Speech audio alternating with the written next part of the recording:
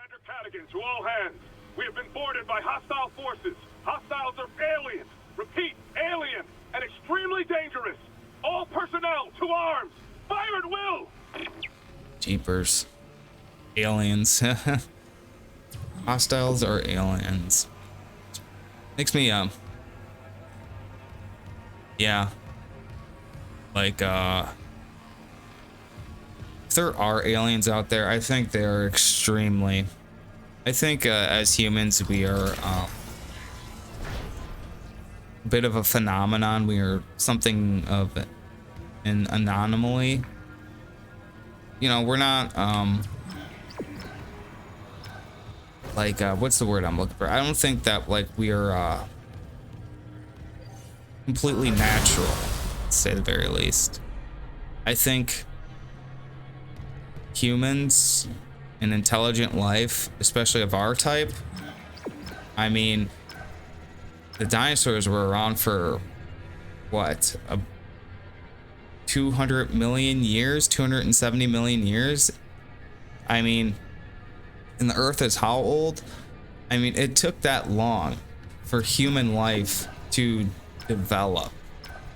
You know, it took that long. So I think, like, you know, in order for a planet to have life, to sustain life, it has to be in the habitable zone of a solar system, and that's the zone we're in, and it's like pretty much the third planet from the sun, I think, for most cases. But there's so many things that go into that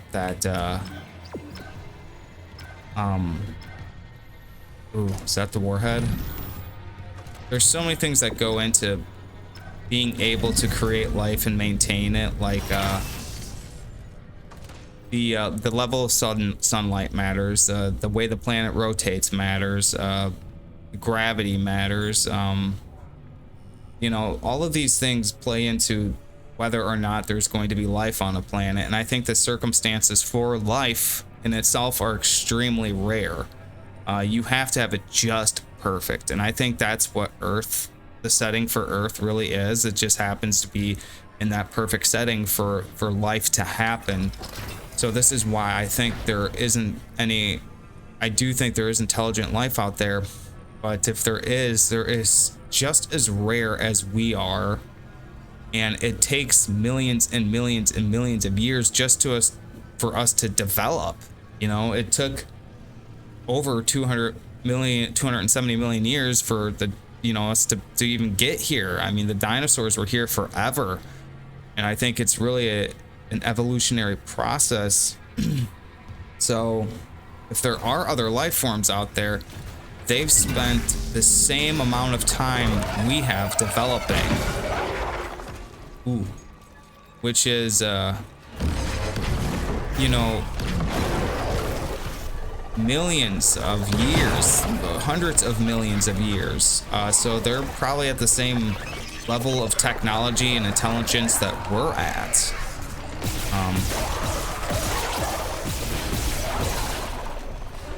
And whether they exist, you know, it's extremely rare.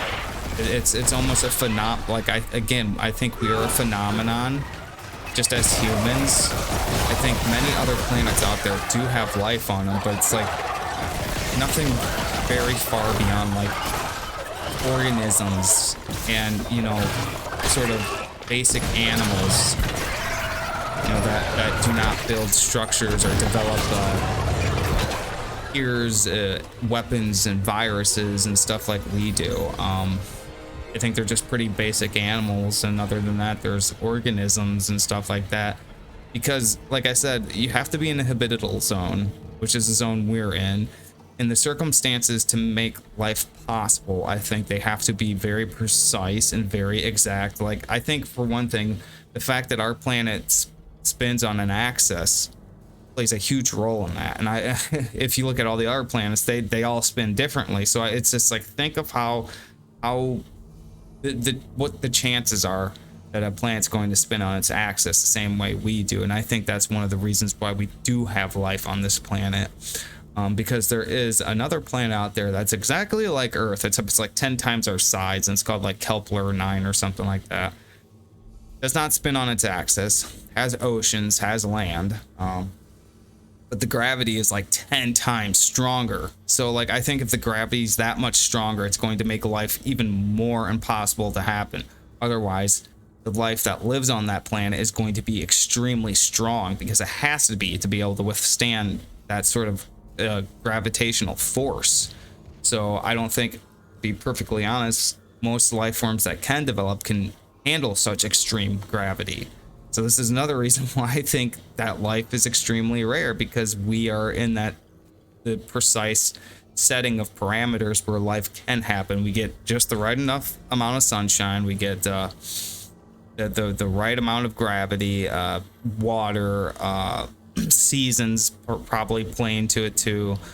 And we've spent so much time evolving throughout the millions of years. We've been protected from like asteroids, aside from the dinosaurs.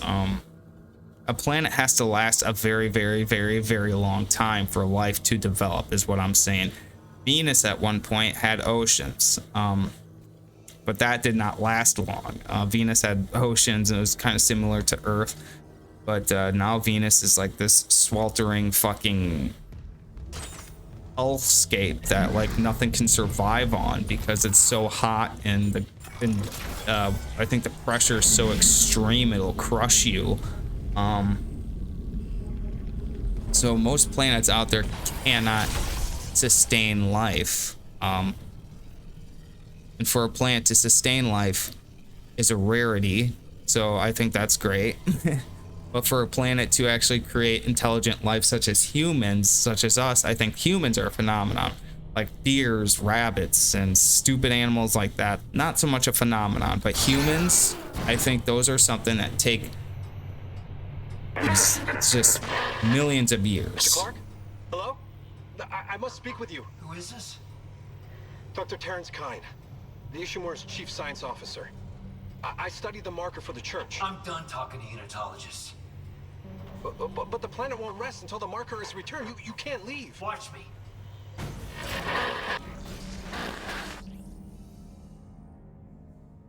So that would be my basic premise as to why we haven't been contacted by other life forms, because we're all virtually the same age as them, and they're not as technically advanced as we would like to think they are, with like flying saucers and stuff like that.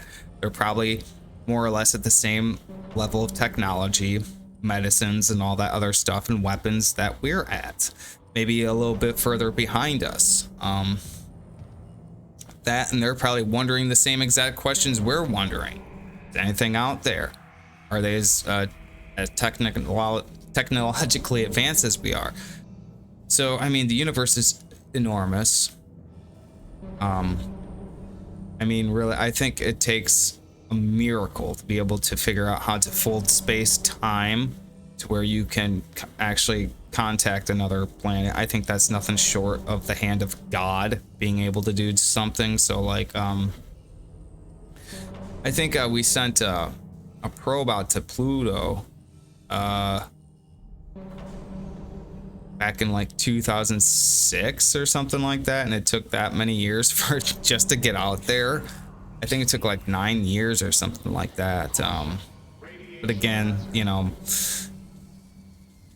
it's running off solar energy and stuff like that. But yeah, like to be able to get to other planets, you have to get over all of those hurdles, and I don't think any other life form out there has figured that out, because they're probably at the same level we are at, technologically speaking. And when it comes to like all this Roswell shit and little aliens with big gray heads and black eyes, I don't know. I've seen so many videos, heard so many stories, and there's just always too many things tying it together that, you know, provide contradictions, or they just make it impossible. But there are a lot of weird things in there that do kind of point towards maybe something did happen. But Or I would focus on like Roswell and the Greyheads and stuff like that. I would focus on like the pyramids, because those are something that are still unexplained. You know, still unexplained. And is it possible aliens made it? Sure. But then again,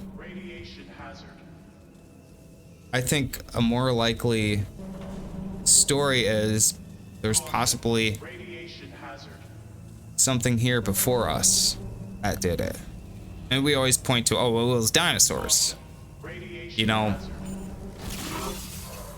people have been lied to about dinosaurs too.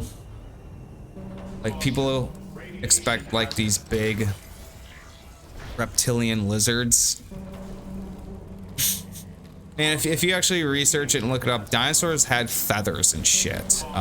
The Tyrannosaurus Rex had quills like a fucking porcupine.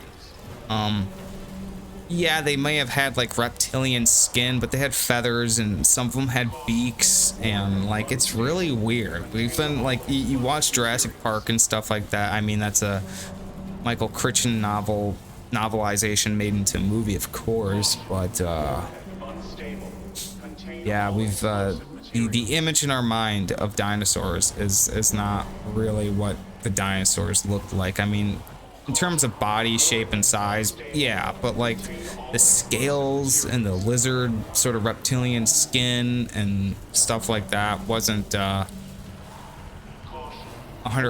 honest, I guess. Look up what dinosaurs really look like on Google sometime. You'll see some pretty bizarre pictures. Some of them look like a giant chicken. You know, it's weird.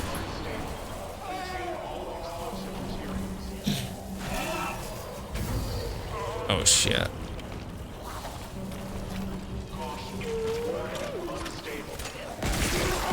He's gonna kill me. Oh dear.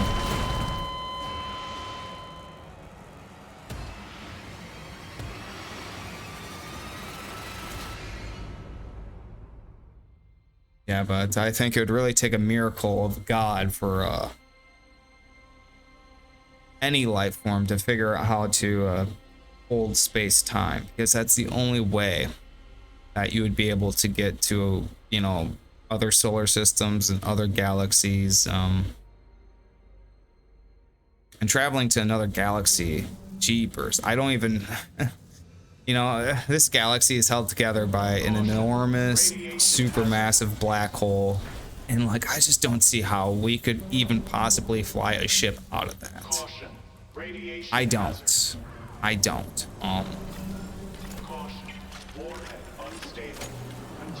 But yeah, you can't travel faster than the speed of light. But I'm sure there's some things out there that could probably contradict the statements. I think I've heard a few things before, but I don't know. I don't know. It would be amazing though. Another thing I think is going to other planets. Well, again, the only way we would be able to set foot on another planet in most situations, well, we could do that, but surviving on them is that's the problem. Like, I don't think we could survive on Mars. It'd be too cold. Not enough sun. Yeah, we'd have to colonize it, of course, but I think that would, I don't know if that would be healthy for people mentally to live in a space colony like that. I don't think you could live there. I think people would be suffering from depression and shit like that. Little sunlight, couldn't go outside ever. Unless they had like these artificial greenhouses and stuff like that, which they probably would do. I'm sure it's possible, but jeepers, it takes a lot of work to even get to that point. Anyways, I've gone on. This fucking thing.